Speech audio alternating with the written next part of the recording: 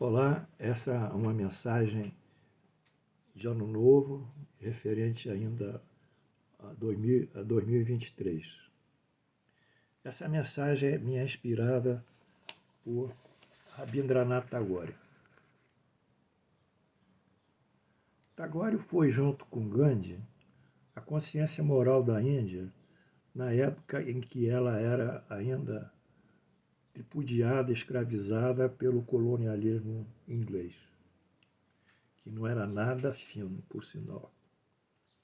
Tagore trabalhou através dos seus escritos, de sua postura pacífica, como Gandhi, mas, sobretudo, de uma firmeza que lhe caracterizava o que nós chamamos de autoridade moral.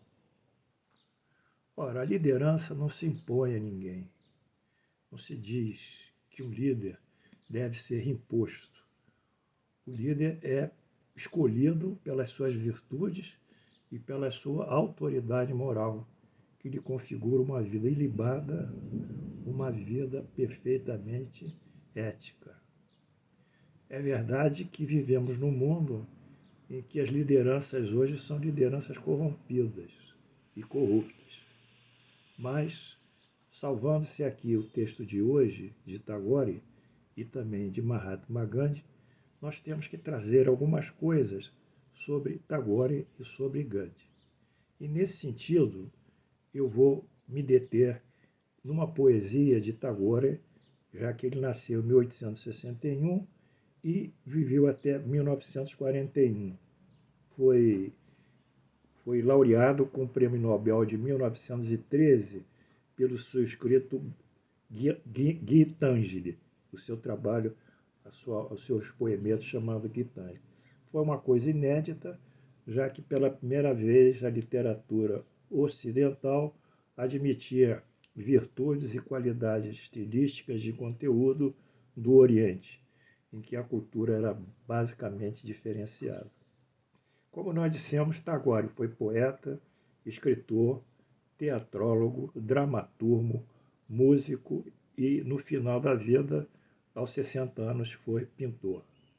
De todas as contribuições pacíficas e virtuosas de Tagore, a maior de todas foi que ele pregou sempre a escola como a formação do caráter dos indivíduos, e indivíduos bem formados do ponto de vista de caráter formariam uma situação, uma sociedade também idônea, íntegra, aglutinada e com valores de progresso e prosperidade.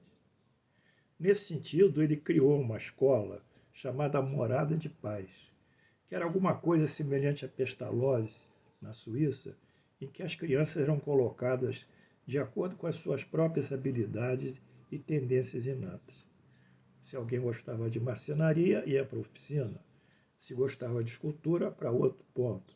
Se música e dança, outro. Balé, outro. Tapeçaria, outro. Pintura, outro. Dramaturgia, outro. E assim, cada criança ia se desenvolvendo dentro das suas próprias habilidades. Isso sem deixar de lado o ensino convencional da Secretaria de Educação lá da Índia. Então, para saudar vocês nesse ano de 2023, eu gostaria de ler um trecho ou uma das suas poesias referente ao livro Gitanjali. Essa aqui, ela tem um caráter libertário e eu dedico ela a vocês e o meu ideal de um Brasil livre, igual, sem corrupção, sem outras viciações de caráter que se estende à sociedade. Então vamos lá, essa poesia está no livro que ganhou o Prêmio Nobel. Vamos lá, Gitanjali, ou Oferenda Lírica. Lá onde o espírito não sente medo, onde está de fronte erguida, quer dizer, é um espírito corajoso, ele não tem medo, ele vai enfrentar as dificuldades, vai lutar para conseguir conquistar seus objetivos, ele é forte. Onde o conhecimento é livre, claro, isso é a quinta essência e o suprassumo da própria sociedade, formar conhecimentos, formar ciência, formar arte, formar outras habilidades e outras áreas de saber. Então, a sociedade que tem conhecimento, tem acesso ao conhecimento, ela cresce. Se ela não tem acesso, ela fica limitada, porque o horizonte do indivíduo existencial depende dos seus conhecimentos. Onde o mundo não tem separação de paredes, onde o mundo não tem. Quer dizer, é um mundo que nessa metáfora ele não está segmentado por egoísmo, por preconceitos de raça, de etnia, de gênero, preconceitos sociais, preconceitos regionais. É um mundo livre, em que cada um vive a sua liberdade e transita de um ponto para o outro, de uma casa, metaforicamente falando, para outra, que são as diferenças, os segmentos da sociedade. Onde as palavras nascem da profundeza da verdade, ou seja, não há hipocrisia, não há o politicamente correto, não há o acordo, mesmo que traga prejuízo a terceiros. Não há. A verdade ela é límpida, ela é meridianamente luminosa, ela é translúcida, é a verdade.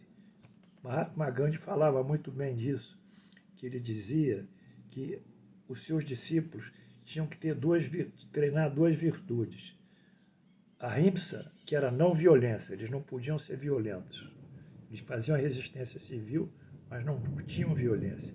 E Satyagraha, que era falar a verdade. Então, a verdade, quem fala a verdade ganha um corpo de força psicológico, moral, enquanto que o mentiroso se acovarda. Onde o esforço infatigável estende os braços à perfeição, à perfeição.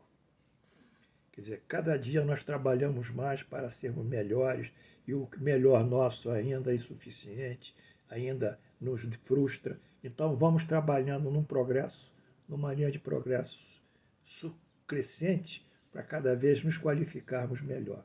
Então não há aposentadoria na visão de Tagore, porque a aposentadoria seria como você voltar para si próprio, se fechar e não ter na frente nenhum objetivo de vida.